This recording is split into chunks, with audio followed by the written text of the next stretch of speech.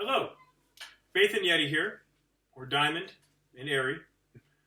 Today we wanted to talk about raising kids with disabilities, not with disabilities, but raising kids when the parents or one of the parents has a disability. Things you can do to help out your own life, but also to help out your children as they grow. Some of the struggles that we faced while having our kids and their understanding of our relationship and the value of each of us. And we also want to cover some small parts about how Diamond is treated in public by a good majority of the population. And I'm assuming also people like her. I have seen it take place quite a few times with other people with disabilities similar to hers. And it's happened to me a few times as well when I was younger. First off, we'd like to thank you for your subscription to our channel, for your comments and your views and the time that you've taken to watch us. Our last video, our first video, was about a half an hour. We're shooting for videos that are about 20 minutes to a max of 30-35 minutes. That seems like a good rounded area. Don't want to go too long. We don't have all those snappy effects of explosions happening all around us, and we're not taking $2 million cars and burning them, so there's not a lot going on. But one of the things that has really helped us since we've been together is training our kids to respect their mom and to stand up for mom, especially if I'm not around or within the vicinity of them. That doesn't happen very often, but every once in a while I might have to use the bathroom, or we might be at a farmer's market and she wants to go check out another booth and I'm not able to leave the booth, and so our kids have to go with her, or one of our kids, like Elijah. So I guess the first place I want to start is when we had our kids. Elijah's 5 and Isaiah's about 3.5, so they're about a year and a half apart.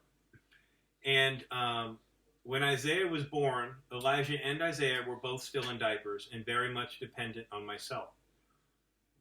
Now, I take care of Diamond 24/7, and I take care of Elijah, and I take care of Isaiah, and I take care of me, and I take care of the projects that we do around the house, as well as taking care of my dad. Now, sounds like a full plate. In some regards, it is a full plate, but I love doing what I do. And so I also have spare time. Not a lot, but I do have spare time. So when raising the kids for the first year of their lives, I was essentially dad and mom. Most of the mom stuff, like feeding the bottle, changing the diapers on both kids, so glad to be away from that. So glad to be away from changing diapers, especially the stuff going on in the world. I was really worried. The only worry I really had with everything that was going on with coronavirus and all that stuff is don't run out of diapers and don't bring in cloth diapers. No. Don't want to do that. So glad I'm out of diapers, and the problem of cloth diapers is gone. Don't have to worry about it. I'm okay. All right. So that was a real concern. So I would do the bottle changing, diapers, bathing, taking care of them, giving all their needs.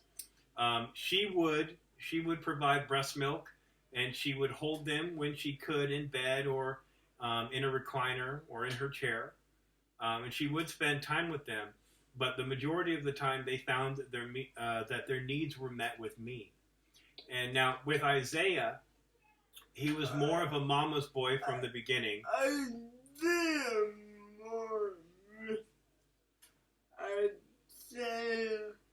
She shares more with Isaiah. And again, when Isaiah was born, he knew that I was in charge of many of his needs, but he still latched onto mom fairly well.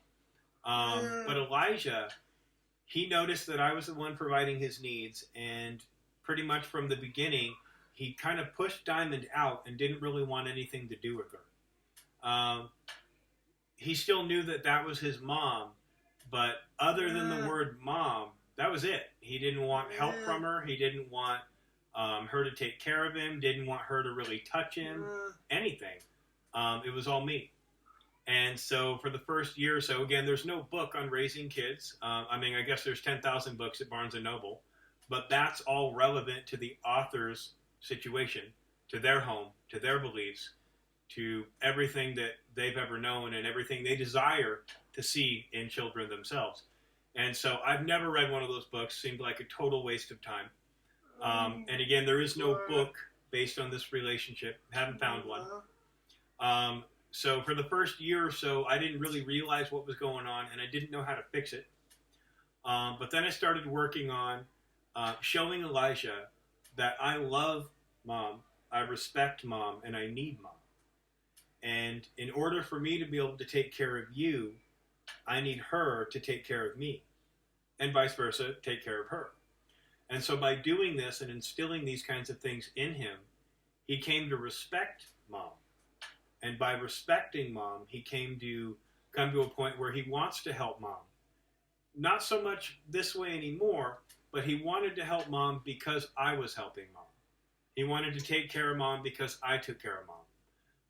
And now he takes care of her because he knows it's his mom, he loves his mom, and he enjoys making sure that she's safe and comfortable and taken care of. He likes to hold doors open for her. He likes to get her shoes. He likes to try and give her water. He's able to feed her. We can only do that every once in a while because he wants to eat half the food that he feeds her.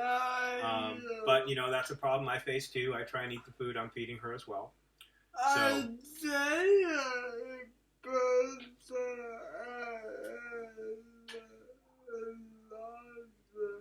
she says Isaiah's a lot better at it than Elijah. Isaiah will focus in on make sure she gets all of her bites and tries to take care of her as best as he possibly can. When he gets sick, he always lays in bed with Mom and needs Mom to hold him and take care of him while he's sick. If he gets like physically hurt, he comes to me because he knows that I make all of our own medicine from herbs, and I treat him with our own medicine. In fact, just a little bit ago, he fell off his bunk bed stairs. I built a nice wood bunk bed before Elijah was born, and he tripped down it trying to carry a teddy bear that's like 9 times his size. Yeah. And he hit his butt on the stair, and I use arnica. I take an herb called arnica, and I order it on Amazon for about $20. I soak it in coconut oil for about 2 weeks, and it is the best painkiller I have ever ran across in my entire life. Better than anything you can get at the store. It's topical. You just rub it onto the spot that hurts, and no joke, maybe 5 minutes, maybe 10, but normally 5 minutes. Within 5 minutes, all pain is gone. All pain. It's not a narcotic. It's not anything like that. It's just your basic herb you can just buy anywhere, but it's a marvelous painkiller. So I just rubbed some of that on his back, and he was good to go 2 minutes later, and he's great.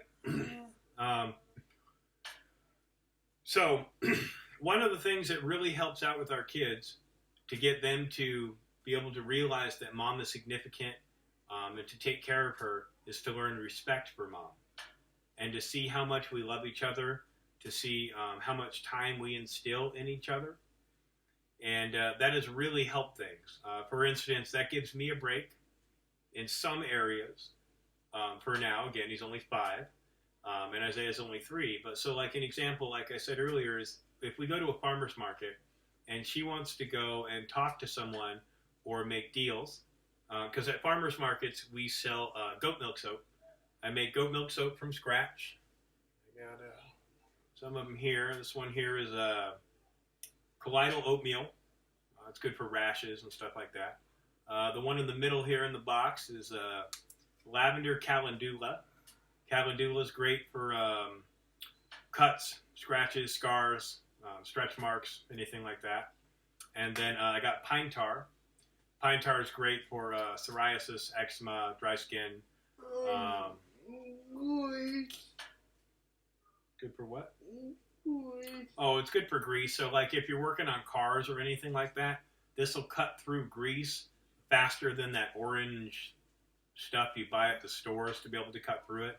It smells like wood and pine. Oh, computer almost went to screensaver mode there. This is probably our best seller, though, is the pine tar. It's also my favorite. But we go to farmers markets and we sell goat milk soap, or I sell goat milk soap. And I make liquid goat milk soap. I was making goat milk soap shampoo, goat milk lotion, all these different things. Herbal salves, body butters. Do it all from scratch. And but anyway, she will like to go from vendor to vendor and barter soap for like beanies or hoodies or face paint for the kids, or drinks or something like that. She's always able to barter some of that stuff for something that she's interested in.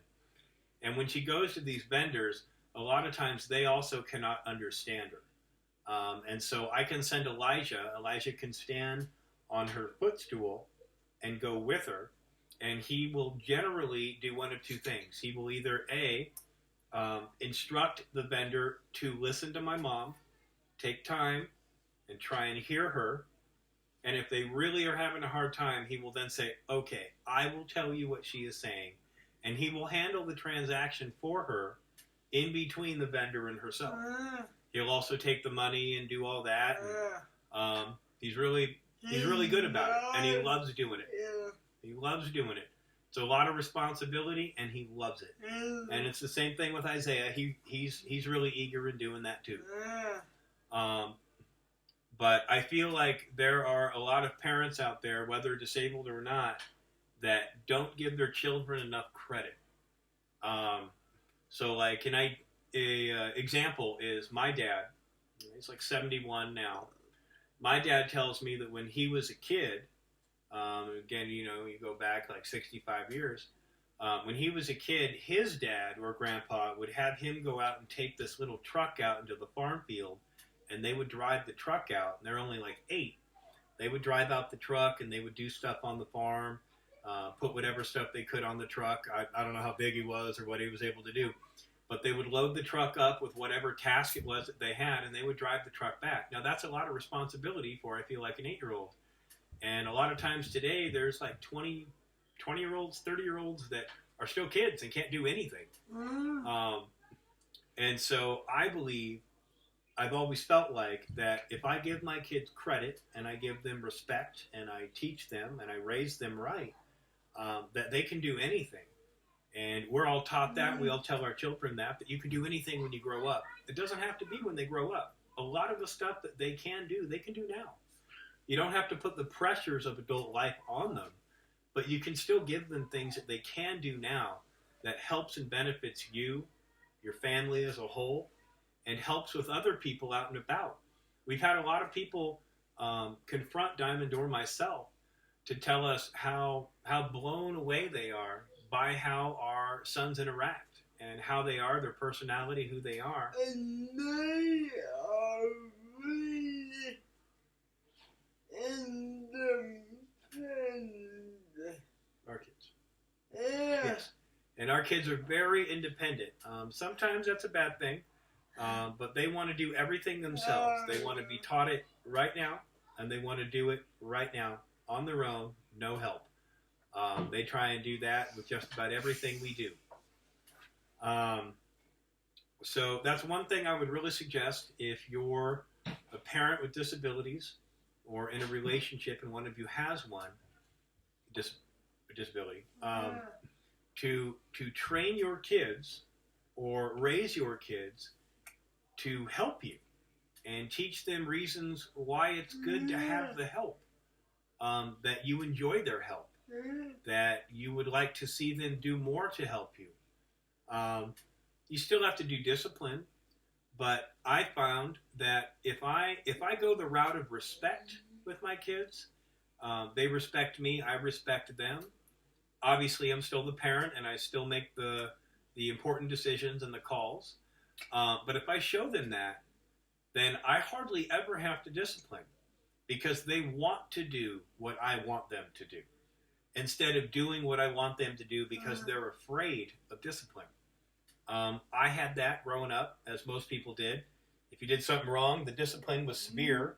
If you did something right, hey, good, you did what we wanted, no real pomp, you know? And maybe that's how it's supposed to be.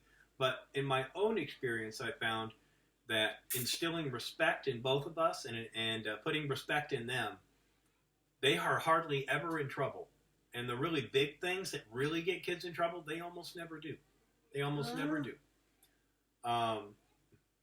And so again, so like at restaurants and stuff, what will happen a lot of times is people automatically assume that because I am non-disabled and that Diamond is disabled, that she has no partner, and that I am her brother or I am her dad. Right now, I don't know what I look like, but about a month and a half ago, I had a beard that was about 1.5 feet long. And generally, I look like I'm like 40 or 50, and so people think that I am her dad. And when I'm like this, people think I'm her brother. And so we've had a lot of places where people automatically shut her down because they assume that because she has cerebral palsy, that she's only like 4 or 5 years old right here. Because she has a hard time talking, she must be like 5. And so people automatically try and talk to me first. And many times I have to immediately stop them and say, listen, you need to talk to Diamond. Okay, don't try and talk with me. You need to talk with Diamond. She's here. And if you're talking about her, don't talk about her, talk to her. And if people really can't get it down and they just can't understand, then I will interpret. Most of the time, let's say there's 10 people. 2 people out of those 10 can understand her really well. 6 of those people out of that 10 can understand her okay. It takes about half an hour, hour and a half to be able to really start to understand. And then 2% or 2 of those 10 people don't try at all. And oftentimes we run into people that try and give up really fast, or they don't try at all. And they ignore her or try and get away from her and just communicate with me. And so it's important to shift that back. And even our kids now will shift it back to her and say, well, listen, I understand that you're trying to talk to me to talk to my mom, but you need to talk to my mom. And if you can't, essentially, not with all these words, if you can't understand my mom, I will interpret for you. And that's how they do it. And that gets her the respect, again, that she's after, that I'm after her to get. And it helps our kids because they're, like we said, they're very independent. They're able to do a lot of these things on their own. And by doing this, they both respect their mom very much. And so, like, a great example would be she's in her power chair. If she sees them doing something that they shouldn't be doing, in the beginning she used to have to say, I'm going to get Dad, and then they would stop. But now she can say, I don't want you to do that. I need you to stop. And even though she can't get out of the chair to really do much of anything discipline-wise, she can discipline. But she's not able to just get out of her chair, go over and get them and do discipline. And they know that. But they still listen to what she's saying, and they adhere to the majority of her rules. And the older they get, the more and more they listen to what she has to say. You know, that's another thing, too, is Diamond had a really hard time with it when Elijah was born, and Elijah was pushing her out. And I would tell her, and so far this has become true, I would tell her that, you know, don't be so upset that Elijah is pushing you out now, but it's because I'm the one providing most of his needs. But I told her that the older he got and the less he was dependent on me, and he could depend on her for other things, the more they would grow closer together. And now Elijah can't live without his mom. He loves her very much and needs her to be around. He gets really upset if he ever thinks that we're leaving Diamond behind when we're getting in the car, because I will load her last a lot of times. And a lot of times he'll think, why are we leaving Mom? We cannot leave Mom. She has to come with us. Yes, she does. That's very true. But we would just encourage parents, whether disabled or not, to try and go on the route of respect. Obviously, don't give your kids a ton of respect. Like, respect them as a boss or a significant other or an equal. but do give them some respect. Give them some crumbs, some stuff they can work with. Because the more that you do that, the more they want to achieve, the more they want to succeed in your eyes. And it will be helpful for every party. See if I can call Cat Lady here. See if that works.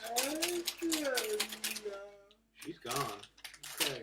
Well, I wanted to bring her up real quick because, oh, there she is. Just as a little side note. So this is Rosie here. She's gonna just snatch her real quick.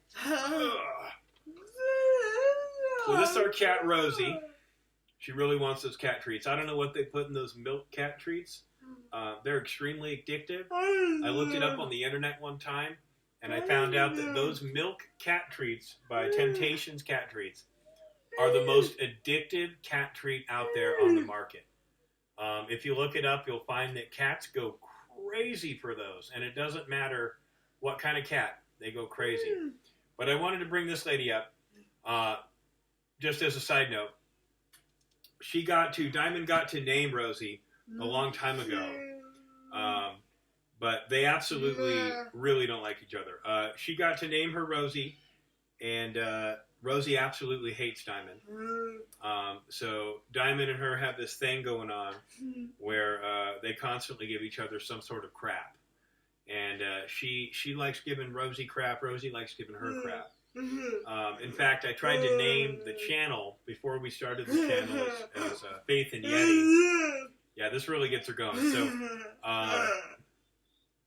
playfully, of course, but still gets her going. I had originally tried to name the channel, and this might not have been good even for myself, Big Bear.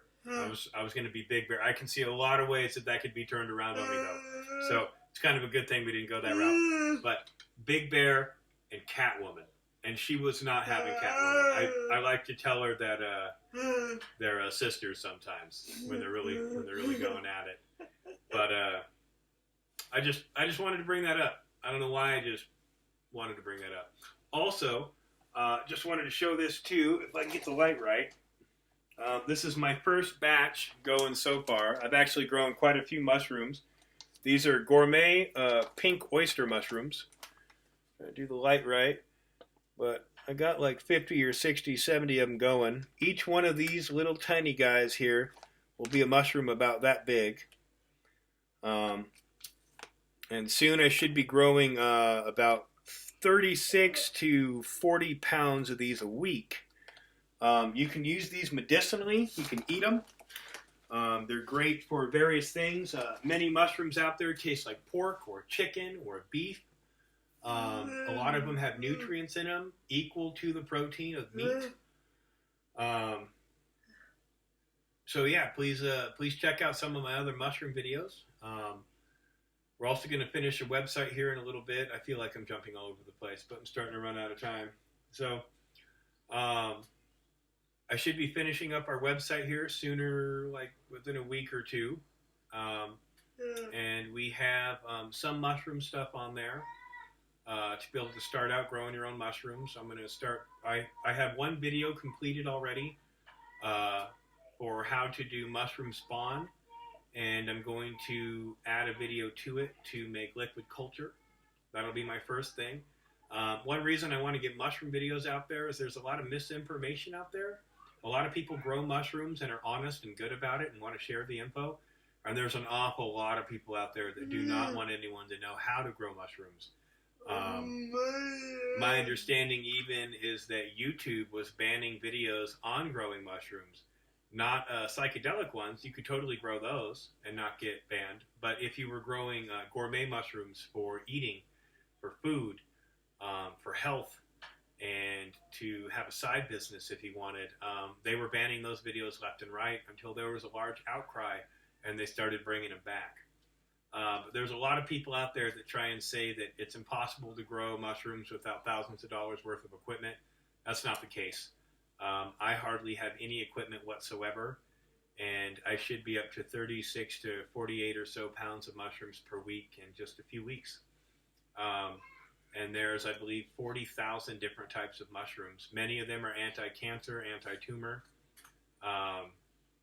You can do one called lion's mane. It's good for Alzheimer's, dementia. You can use one called reishi. That's good for MS or CFS, chronic fatigue syndrome. The immune system for immune support. Turkey tail is great for energy. There's all kinds of things. For instance, one thing I learned just a while back here is the mushrooms you get at the store, button mushrooms. You have the creminis and then the white ones. Those are actually the same mushroom. The white one just happens to be a genetic line that had some sort of an issue with it. Genetically, I can't think of the term. But they're the same mushroom.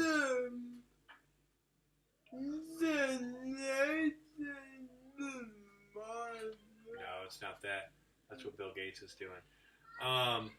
Anyway, they're the same mushroom. And get this, so is the portobello. The portobello is just a larger version of the cremini. If you let the cremini grow out all the way, it's a portobello. They're the same mushroom. It's not a different kind. It's just a different name.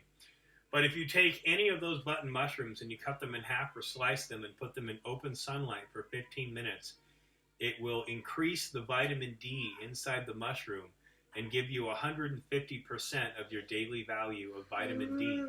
So even if you live in an area where you don't get enough sunlight, especially in the winter like we're in now, and you don't get enough vitamin D, on a sunny day, if you're able to cut some of your mushrooms and set them outside, they will actually give you the daily amount of 150% of your vitamin D.